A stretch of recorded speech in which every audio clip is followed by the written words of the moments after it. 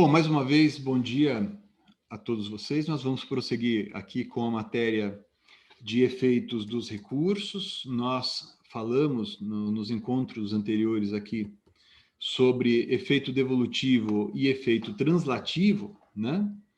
E vínhamos falando aqui de aspectos relacionados à teoria geral dos recursos e o enquadramento desses efeitos nos princípios relacionados ao direito de ação.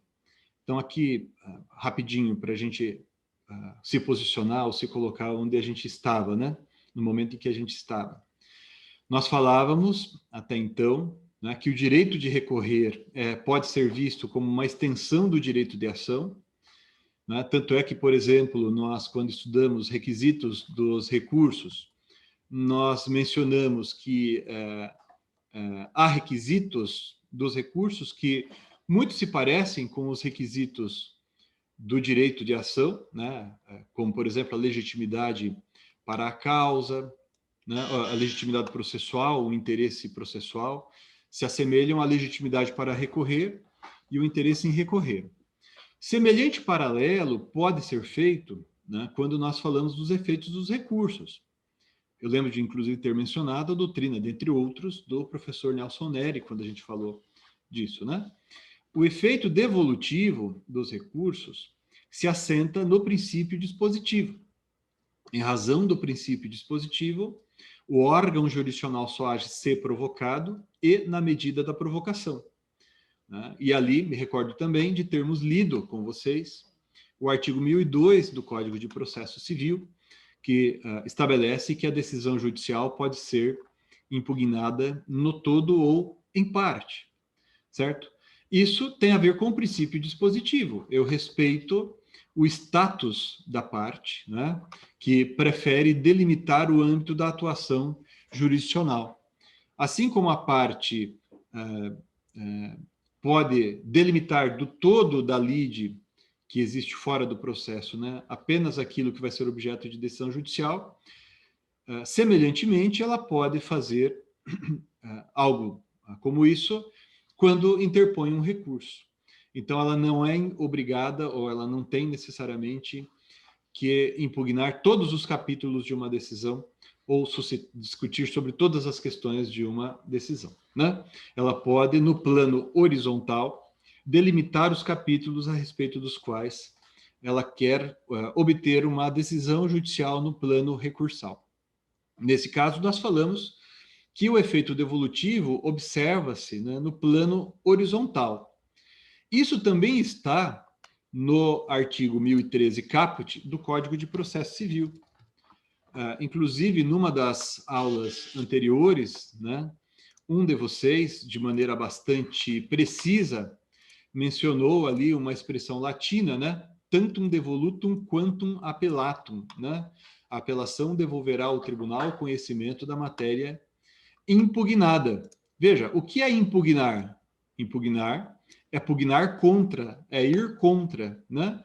Então, a parte pode, quando elabora suas razões recursais, apresenta suas razões recursais, definir aquilo que foi objeto do julgamento da sentença, pela sentença, né? Ela pode definir qual ou quais capítulos ela vai, então, impugnar. Então, nós citamos vários exemplos. Nós falamos do caso da sentença que julga pedido de procedência, julga pedido de reconhecimento de paternidade procedente e julga procedente também pedido de condenação ao pagamento de alimentos. Então, se o réu vencido apela contra a sentença apenas para discutir a parte dedicada à pensão alimentícia, né, o órgão recursal, ao julgar esta apelação, ele não pode rever a parte da sentença que julgou o pedido de declaração de paternidade, né? Esse capítulo, inclusive, se considerado um capítulo autônomo, ele é atingido pela coisa julgada, né? Vocês devem se recordar, quando a gente mencionou esse tema, à luz do artigo 1002 do Código de Processo Civil, nós falamos isso, né? Aquilo que foi objeto de recurso permanece pendente, litispendência. Agora, aquilo que não foi objeto de recurso transita em julgado. Só não transita em julgado se disser respeito a um capítulo ou a uma questão da então subordinada, né? Então, imagine o exemplo que eu acabei de mencionar, mas de uma maneira inversa. O juiz julgou procedente o pedido de paternidade e o juiz julgou procedente também o pedido de condenação ao pagamento de pensão alimentícia. E o réu contrata você, como sua advogada ou seu advogado, para a interposição da apelação, e você apela apenas do capítulo da sentença relacionado ao reconhecimento da paternidade. Você não está discutindo pensão alimentícia. Se o teu requerimento na apelação é acolhido, ou seja, sua apelação é provida, né? Consequentemente, haverá de cair também por arrastamento também aquele capítulo da sentença relacionado ao pedido de alimentos, né? Por quê? Porque você recorreu para discutir um capítulo que era prejudicial ao capítulo subordinado, né? Então, sempre que você recorre para debater sobre um capítulo subordinante, chamemos assim, um capítulo que versa sobre uma questão prévia, seja essa questão preliminar, seja essa questão subordinada, o acolhimento do recurso vai repercutir naquela questão subordinada. Nós vamos voltar a esse tema, né, porque a isso a doutrina chama esse efeito, a doutrina chama de efeito expansivo objetivo, né? E nesse caso, se estivermos diante de capítulos subsequentes atingidos, né, pela reforma ou anulação de um capítulo anterior, nós vamos chamar que esse efeito expansivo objetivo ele é interno, tá certo? Nós falamos também que, como consequência de toda essa principiologia que informa o efeito devolutivo, proíbe-se a reforma para pior. É o chamado princípio da reformatio impeius, princípio da proibição da reformatio impeius, né? Ou seja, princípio da proibição da reforma para pior. Então, se apenas eu recorro contra a decisão, no julgamento do recurso, né, o tribunal poderá apenas melhorar a minha situação. Se o tribunal negar provimento ao meu recurso, se o tribunal não admitir o meu recurso, né, a minha situação deve ser mantida, ainda que seja ruim, mas ela não pode ser agravada, não pode ser piorada. Então, se eu ajuizo uma ação de indenização por danos morais, pedindo a condenação do réu ao pagamento de 50 mil a título de indenização, o réu diz que não deve pagar 50 mil a título de indenização, não deve pagar nada, ou diz que no máximo a indenização seria de, sei lá, 10 mil reais, né? E o juiz julga procedente o pedido em parte para condenar o réu ao pagamento de 20 mil, e apenas o réu apela contra essa sentença. No julgamento da apelação, o tribunal poderá, se rejeitada a apelação, manter a condenação em 20 mil reais, que foi o quantum fixado na sentença. Se acolhida a apelação, reduzir a condenação de 20 para 10 ou para 0, conforme o caso. Agora, não pode o tribunal, ao julgar esta apelação, interposta apenas pelo réu, né, piorar a situação desse recorrente. Não pode agravar a situação do recorrente. É a assim chamada proibição, né, da reforma para pior. Princípio da proibição da reforma para pior. Ou, se preferirem a expressão em latim, proibição da reformatio impeius, que se escreve reformatio impejus, né? Deixa eu colocar aqui. Eu acho que eu já coloquei isso para vocês. Mas eu escrevi aqui para vocês o modo como a expressão é escrita em latim, para aqueles que preferirem, né, o uso da expressão em latim. É interessante a gente saber essas expressões, porque elas são corriqueiramente empregadas e, eventualmente, você está fazendo ali uma pesquisa em um site do tribunal, por exemplo, e se você escrever reforma para pior, não aparece nada, né? Mas aí, se você escreve a expressão em latim, que é muito frequentemente empregada também, reformatio impeius, né? Daí, então, você pode encontrar algumas decisões nesse sentido. Pessoal, não confundir proibição da reforma para pior com a possível piora na situação do recorrente no que diz respeito aos honorários advocatícios. Por quê? Porque o artigo 85 do Código de Processo Civil, hoje em vigor, em seu parágrafo 11, né, artigo 85, parágrafo 11 do Código de Processo Civil, hoje em vigor, admite, né, a modificação do valor fixado a título de honorários advocatícios, tá certo? A modificação, né, do valor fixado a título de honorários advocatícios, agora eu acho que, né, aqueles de vocês que estão aqui acompanhando já estão vendo aí na tela, né, caso o recurso seja rejeitado, né? Então vejam ali, o parágrafo 11 estabelece: o tribunal, ao julgar recurso, majorará os honorários fixados anteriormente, levando em conta o trabalho adicional realizado em grau recursal. Observando, conforme o caso disposto nos parágrafos 2º a 6º, sendo vedado ao tribunal, no cômputo geral da fixação de honorários devidos ao advogado vencedor, ultrapassar os limites que estão nos parágrafos 2º e 3º para a fase de conhecimento.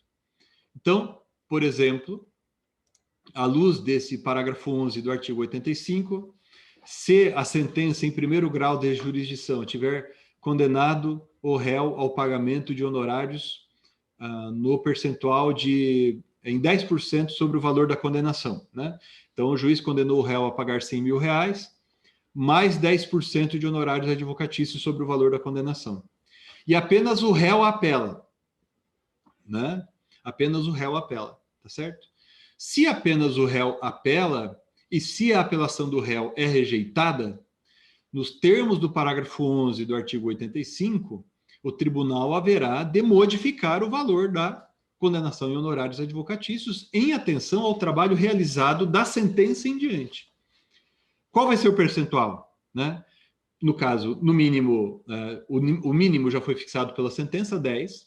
Então, eu parto ali desse 10% até 20%, que é o teto previsto na nossa lei processual.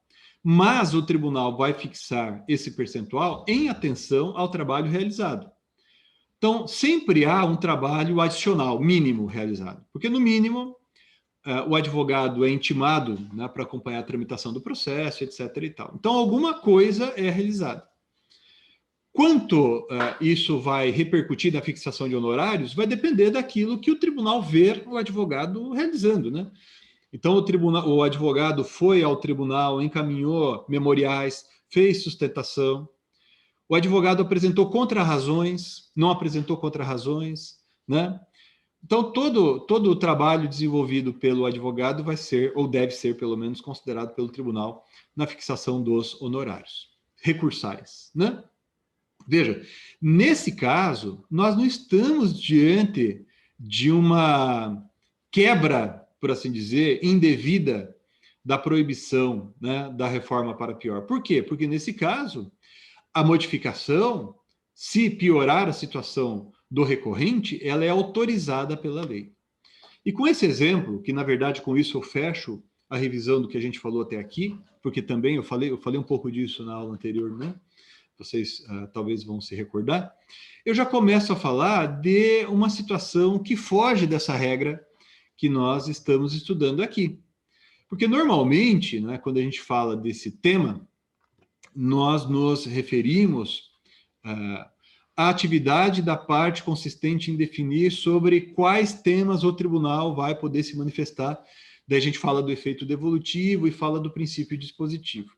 Então, veja, sempre que a gente está falando disso daqui, a gente está, de alguma maneira, protegendo a esfera da parte. É a parte que delimita a atividade jurisdicional.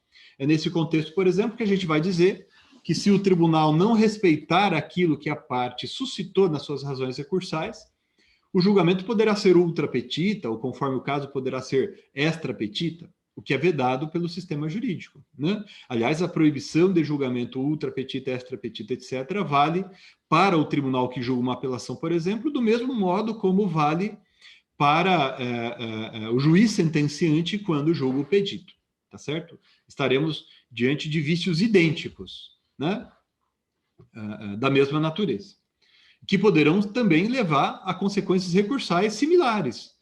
Então, assim como eu posso apelar contra uma sentença dizendo que a sentença é extra petita, eu posso interpor recurso especial contra um acórdão do Tribunal de Justiça do Paraná, dizendo que o acórdão do Tribunal de Justiça do Paraná é extra petita, né? Porque ele julgou além do requerimento formulado pelo recorrente, né? Mas aqui, pessoal, eu queria começar a conversar com vocês sobre uma situação em que as coisas funcionam de uma maneira diferente.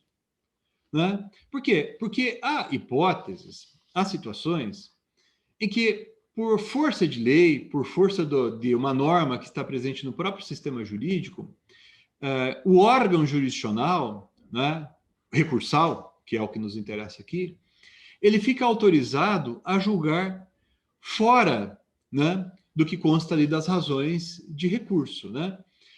Isso, inclusive, está no próprio Código de Processo Civil. Vocês devem se recordar, por exemplo, do que consta ali do artigo 485, parágrafo 3º do Código de Processo Civil. Né? Vejam ali. O que é que diz o parágrafo 3º do artigo 485? Deixa eu colocar aqui. De acordo com o parágrafo 3º do artigo 485, o juiz conhecerá de ofício da matéria constante dos incisos 4º, 5º, 6º e 9º, em qualquer tempo e grau de jurisdição, enquanto não ocorrer o trânsito em julgado. Algo similar, pessoal, está ali no artigo 337 do Código de Processo Civil, parágrafo 5º, né? Vejam ali, ó. Excetuadas a convenção de arbitragem e a incompetência relativa, o juiz conhecerá de ofício das matérias enumeradas nesse artigo. Então, embora isso esteja aqui no artigo 337, é no artigo 485 que a gente vai encontrar a expressão... Pulei aqui, desculpem, só um segundinho. É no artigo 485 que a gente vai encontrar a expressão em qualquer tempo e grau de jurisdição, enquanto não ocorrer o trânsito em julgado. Né? Então, percebam, essa disposição legal é bastante clara no sentido de que ela está sendo dirigida não apenas ao juiz que profere a sentença. Né? Essa regra, aqui mencionada, no parágrafo 3º do artigo 485, vale para o juiz de primeiro grau, certo? Mas vale também para os juízes que atuam em outros graus de jurisdição. Né? Então, isso vale para, por exemplo, aquilo que nos interessa aqui, para o juiz que profere, para os juízes que atuam no julgamento de recurso de apelação. Né? Então, o órgão recursal, ao julgar um recurso de apelação, ele vai conhecer de ofício das matérias mencionadas ali nos incisos 4º, 5º, 6º e 9º do artigo 485. De que tratam esses dispositivos? Os incisos 4º, 5º e 6º, vejam, falam dos pressupostos de constituição e desenvolvimento válido e regular do processo, da existência de perempção, litispendência ou coisa julgada, que são os chamados pressupostos processuais negativos, da ausência de legitimidade ou interesse processual, né? Que tem a ver com aquilo que antigamente nós chamávamos de condições da ação, mas o Código de 2015 não usa mais essa expressão, mas muita gente na doutrina ainda se vale desses termos, né? Mas, enfim, legitimidade, interesse processual. E o inciso 9º trata ali da hipótese em que a parte morre e a ação é considerada intransmissível, né? Então, todos esses casos dizem respeito a temas que devem ser conhecidos de ofício pelo órgão julgador do recurso. Né? Estamos tratando aqui de temas que a doutrina chama de objeções, tá certo? A doutrina classifica as matérias de defesa em exceções e objeções. Exceções versus objeções. Qual é a diferença entre exceções e objeções? Exceções são matérias de defesa que só podem ser conhecidas se houver alegação pela parte. A gente leu agora há pouco ali no 337 um exemplo, que é a cláusula de eleição de foro. Né? Salvo no caso de nulidade da cláusula de eleição de foro, o juiz não pode conhecer de ofício dessa matéria. Então, é uma exceção diante disso. Pois não? No exemplo de exceção poderia ser a competência relativa? É isso mesmo. E de ofício, competência absoluta, né? Exatamente. A qualquer momento, com ação rescisória, né? Exatamente. Muito bem observado, Rodrigo, né? Então, a incompetência relativa é exemplo de matéria que nós podemos chamar de exceção. A incompetência absoluta é exemplo de matéria que nós podemos chamar de objeção, né? Porque a incompetência absoluta deve ser conhecida de ofício. A incompetência relativa, em regra, não pode ser conhecida de ofício, depende de provocação daquele que está no polo passivo da relação processual, réu ou executado. Repito, salvo no caso de nulidade da cláusula de eleição de foro, hipótese em que a própria lei processual admite, né, que o órgão jurisdicional pronuncie essa nulidade. Agora, essas exceções e objeções, elas são de ordem processual, e a gente acabou de citar exemplos de matérias que são consideradas objeções processuais, mas há também exceções e objeções no plano do direito substantivo, no plano material, né? Vocês já estudaram isso. Então, por exemplo, a prescrição é matéria não processual, é matéria de direito substantivo, né? Que hoje, pessoal, antigamente lá atrás, né, quando eu comecei a estudar direito civil, etc., não era assim, mas hoje a prescrição deve ser conhecida de ofício pelo órgão jurisdicional. Nesse caso, nós estamos diante de uma objeção, né? Então, a prescrição é uma objeção. Por quê? Porque está ali dentro das matérias que devem ser conhecidas de ofício. A doutrina classifica tanto exceções como objeções em processuais e substanciais, né? Processuais, como os exemplos que a gente mencionou, né? Incompetência relativa ou incompetência absoluta seriam exceções ou objeções processuais, né? E há também as objeções substanciais, como o caso da prescrição, nulidade absoluta do ato jurídico, né? A nulidade relativa do ato jurídico, não, né? Os vícios do consentimento que podem levar à invalidação do ato jurídico, né, são anulabilidades no plano do direito substancial. Então, seriam exceções substanciais, né? Bom, mas o que nos interessa nesse momento aqui, pessoal, em que estamos falando desses temas a respeito dos quais o órgão jurisdicional deve se manifestar de ofício, é que, percebam vocês, eles são uma exceção a tudo aquilo que a gente falou até agora. Enquanto até agora a gente falava do efeito devolutivo, e por força do efeito devolutivo, o efeito devolutivo se baseia no princípio dispositivo, e por força do princípio dispositivo, o órgão jurisdicional só age se provocado e na medida da provocação, etc, etc, etc. Quando falamos do 485, parágrafo 3º, quando falamos da prescrição no âmbito do direito substantivo, quando falamos da nulidade absoluta do ato jurídico, então, por exemplo, quando o juiz se depara com um contrato que tem um objeto ilícito, né? O artigo 166 do Código Civil, salvo engano é esse, só vou conferir aqui para não ficar registrada uma expressão errada, né? Um dispositivo errado. Exatamente. Então, o artigo 166 do Código Civil trata da invalidade do negócio jurídico. Então, por exemplo, o artigo 166, inciso 1º, é nulo o negócio jurídico quando celebrado por pessoa absolutamente incapaz, quando for ilícito ou impossível ou indeterminado seu objeto, né? Então, nesses casos, estaremos diante de invalidade que deve ser proclamada de ofício pelo juiz. Então, seria uma objeção substancial. Em todas essas situações, que são exceção à regra, nós não podemos falar que estamos diante do efeito devolutivo. Aqui, de duas uma. Ou você diz que é uma exceção ao efeito devolutivo, ou você faz, como tem feito a doutrina mais recente, mais moderna, a partir de uma expressão cunhada, concebida pelo professor Nelson Neri Jr., você vai chamar isso daqui de efeito translativo. Então vejam, enquanto o efeito devolutivo se baseia no princípio dispositivo, o efeito translativo não se baseia no princípio dispositivo. O efeito translativo se baseia em outro princípio, que é o princípio em virtude do qual o juiz está autorizado a agir de ofício em determinados casos.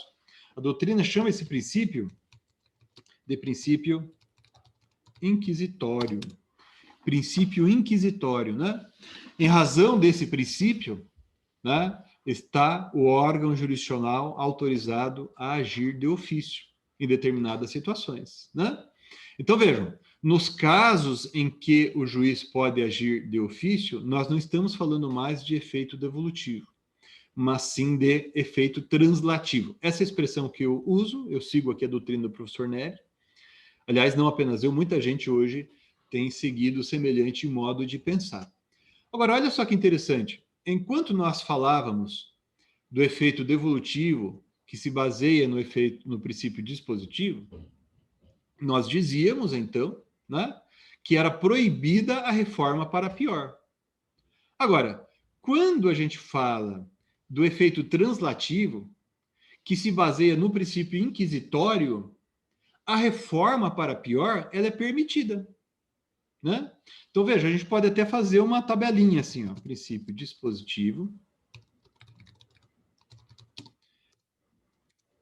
efeito translativo. Estou colocando aqui no chat para vocês, né? Princípio dispositivo, efeito devolutivo, né? Proibição da reforma para pior. Ok? Isso quando estou diante dessa outra ordem de ideias. O efeito devolutivo é informado pelo princípio dispositivo, e nesse caso é proibida a reforma para pior, né? Agora, nos casos em que incide o princípio inquisitório, já não estou mais diante do efeito devolutivo, mas sim do efeito translativo. E nesse caso, pessoal, a reforma para pior ela é permitida, né? Estão entendendo? Eu coloquei aqui no chat para vocês, aqueles que quiserem copiar, para ficar mais claro. O efeito devolutivo se baseia no princípio dispositivo, e nos casos em que ele incide, é proibida a reforma para pior. O efeito translativo, por sua vez, ele se baseia no princípio inquisitório. Então, por força do princípio inquisitório, sobre aqueles temas, aquelas matérias, a reforma para pior ela é permitida. Pensem no seguinte exemplo. Ação de indenização por perdas e danos, né? Então, A move ação contra B, pedindo a condenação de B o pagamento de 100 mil reais. Certo? Pedido julgado procedente. Né? O juiz condena o réu a pagar... Perdão, isso, o juiz condena o réu a pagar 50 mil reais. Ou seja, pedido parcialmente procedente. Juiz condenou o réu a pagar 50 mil reais. Pedido julgado parcialmente procedente. Eis que o réu não apela. Pode acontecer isso, o réu não apela. Mas apenas o autor apela. O autor apela requerendo aumento da condenação de 50 para 100 mil reais. Olha só, pessoal, quais são os julgamentos possíveis nesse caso aqui, né, a serem realizados pelo tribunal. O tribunal pode dar provimento total à apelação, aumentando a condenação de 50 para 100 mil. O tribunal pode negar provimento à apelação, hipótese em que manterá a condenação em 50 mil. Ou o tribunal pode dar provimento parcial à apelação, para condenar o réu em qualquer valor entre 50 e 100 mil. Em 60 mil, 70 mil, 80 mil, 90 mil, por exemplo. Tudo provimento parcial da apelação. Por força do efeito devolutivo, é proibida a reforma para pior. Então, não pode o tribunal, ao julgar a apelação do autor, piorar a situação do autor, julgando improcedente o pedido, reduzindo o valor da condenação, né? Isso por força do efeito devolutivo. Tá certo? Está lá no artigo 1013 caput.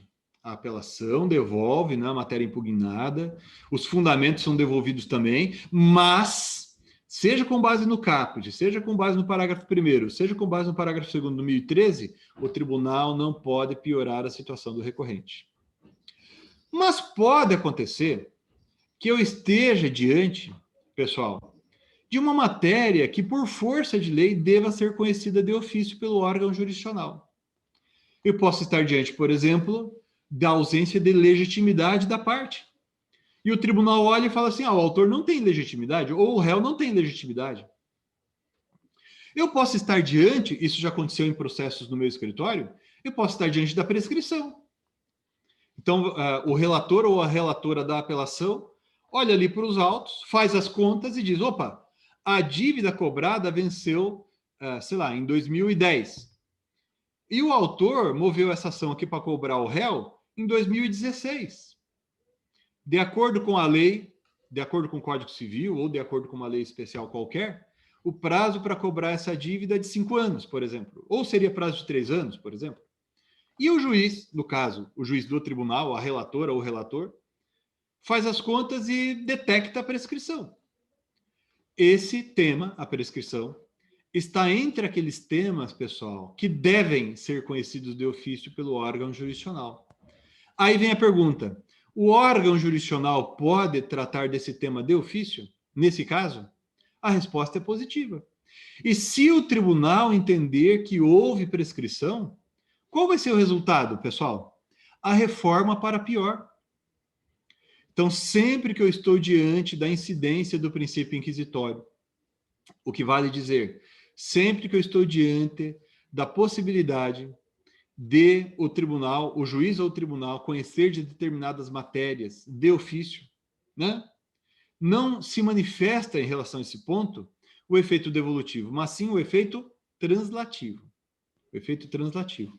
Em razão do efeito translativo, a reforma para pior ela é permitida. Neste exemplo, embora o pedido do autor houvesse sido julgado procedente, né, para condenar o réu ao pagamento de 50 mil reais, se apenas o autor apelou para aumentar o valor da condenação de 50 para 100 mil reais, né, é possível que o tribunal, reconhecendo a ocorrência da prescrição, né, ele piore a situação do recorrente.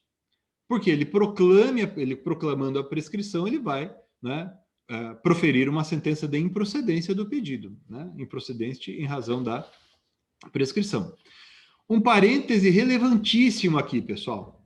Uma observação importantíssima aqui.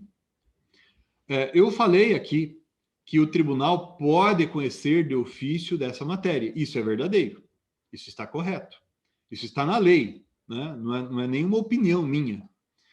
A questão de opinião é a gente chamar isso de efeito translativo ou não, e vocês vão verificar que hoje a doutrina majoritária chama isso de efeito translativo, né? Outros que não usam essa terminologia vão dizer que é uma exceção ao efeito devolutivo. Mas o fato é, o tribunal vai poder pronunciar a prescrição, né? Ainda que não haja recurso do réu, neste exemplo, por exemplo, né? Nesse caso, por exemplo. Tá? Porque se trata de uma matéria que tem que ser conhecida de ofício pelo órgão jurisdicional.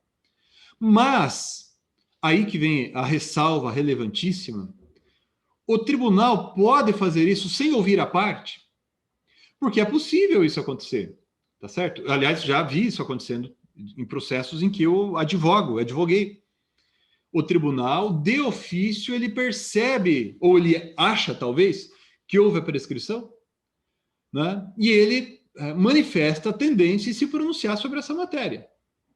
Mas aí vem a pergunta, e se ninguém discutiu esse tema até o momento no processo? Ele pode fazer isso, né, sem ouvir as partes? A resposta é negativa, pessoal. O Código de Processo Civil, no seu artigo 10, ele estabelece que o órgão jurisdicional, né, ainda que ele tenha que se manifestar a respeito de uma dessas matérias, né, que impõe um exame de ofício, eu estou citando aqui o exemplo da prescrição, mas poderia ser a falta de um pressuposto processual, poderia ser incompetência absoluta, né, poderia ser qualquer outra dessas questões a respeito das quais o órgão jurisdicional tem que falar de ofício, ele, antes de fazê-lo, ele deve ouvir a parte, em observância ao princípio do contraditório, né?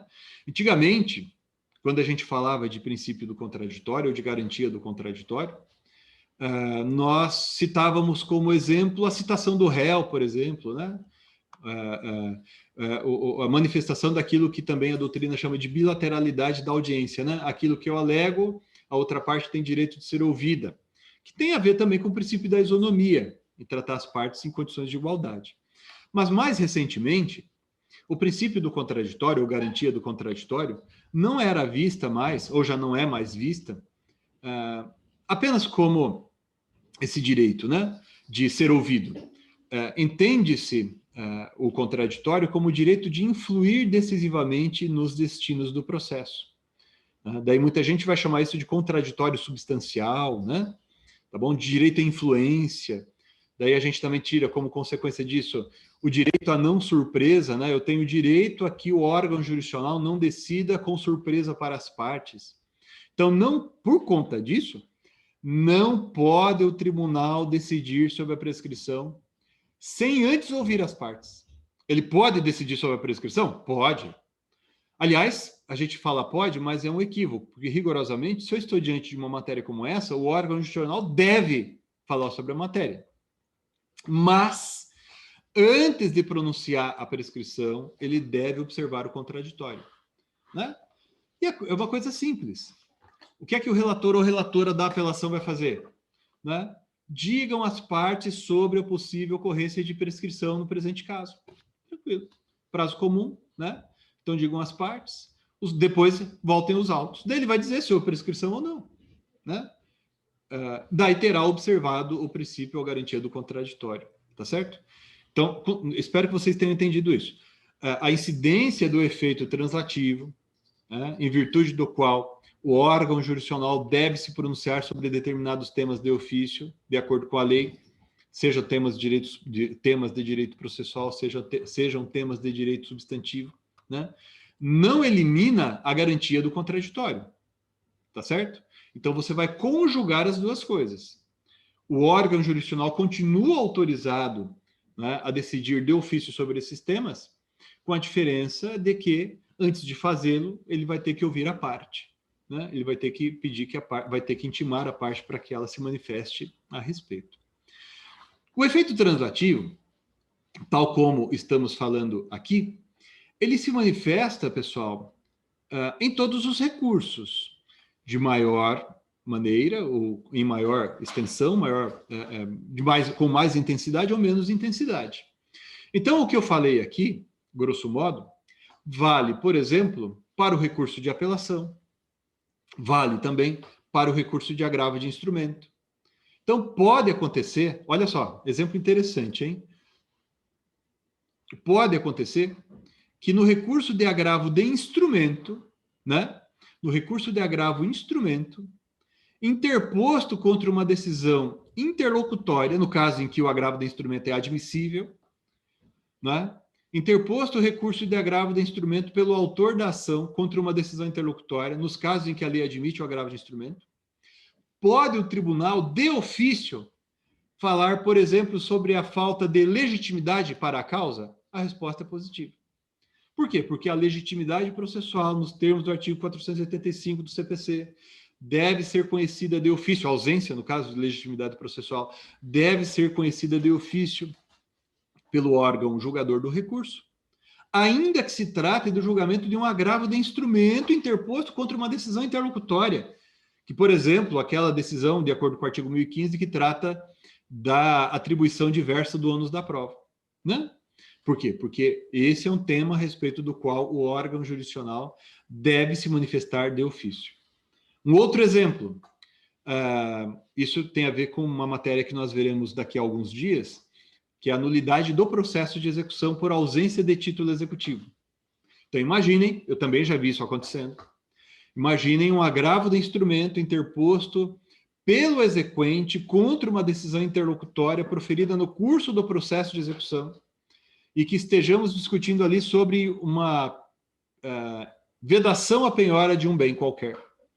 Pode o tribunal se pronunciar de ofício sobre a nulidade de todo o processo por ausência de título executivo?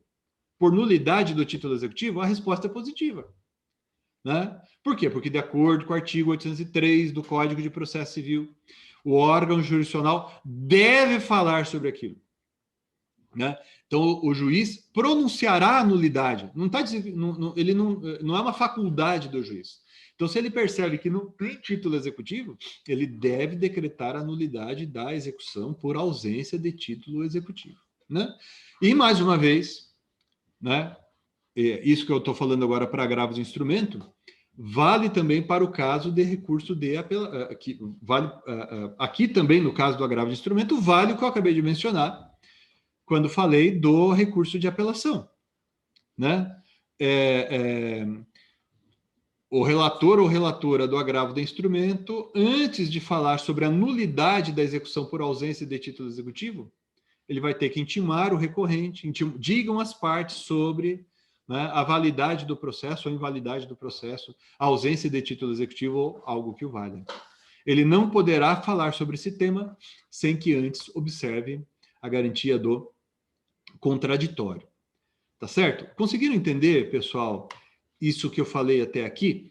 Deixa eu avançar um pouquinho, né, antes de abrir para perguntas, porque eu quero dar destaque, né, ou quero realçar, né, um ponto que eu falei na aula anterior. Não sei se vocês se lembram, na aula anterior eu disse a vocês, comentando ali o artigo 1013, parágrafos do Código de Processo Civil, que a parte recorrida não tem ônus de apresentar contrarrazões.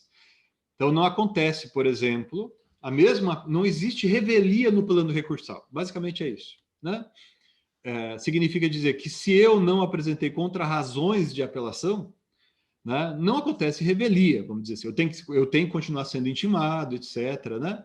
Não há aquela presunção de veracidade, né, tal como sucede quando eu falo de revelia de uma maneira geral.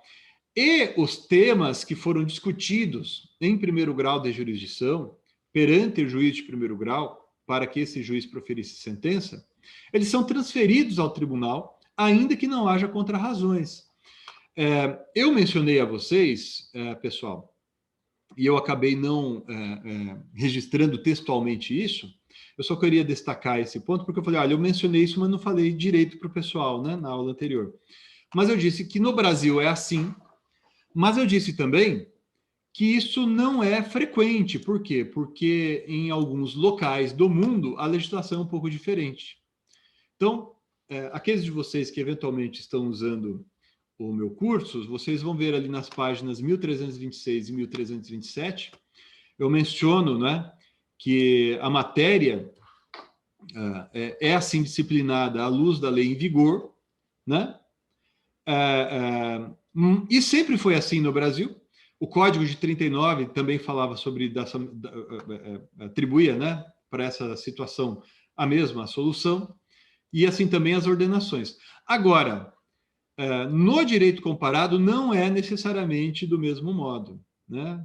Por quê? Porque, por exemplo, no direito português, o artigo 684A estabelece, né, que quando houver vários fundamentos, a parte, nas contrarrazões, vai ter que suscitar a matéria. Está escrito ali, né? No caso de pluralidade de fundamentos da ação ou da defesa, o Tribunal de Recurso conhecerá do fundamento em que a parte vencedora decaiu, desde que esta o requeira, mesmo a título subsidiário, na respectiva alegação, prevenindo a necessidade de sua apreciação. Né? E eu menciono aqui também, né, outros exemplos, como o caso do Código de Processo Civil italiano, Código de Processo Civil argentino e o Código de Processo Civil espanhol, que adotam semelhante modo de... adotam semelhante princípio dessa maneira, tá certo?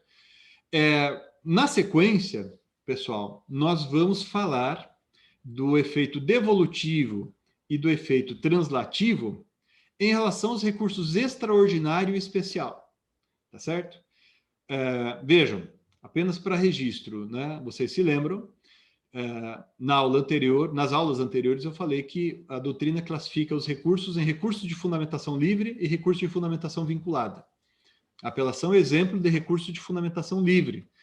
E eu disse a vocês que os recursos de fundamentação vinculada, né, como, por exemplo, o recurso especial, tem também efeito devolutivo mas restrito. Né? E a questão que se coloca, e que a gente vai tentar responder na próxima aula, porque hoje já ficou bastante, já falei bastante aqui, né? A questão que a gente vai ter que responder é: ocorre efeito translativo nesses recursos, como, por exemplo, o recurso especial? Eu posso falar que há efeito translativo no recurso especial? Então, essa é uma questão que a gente vai tentar responder na aula que vem, tá bom? Eu vou interromper nesse ponto aqui a gravação e a gente prossegue com vocês aí para responder perguntas e solucionar dúvidas, tá bom?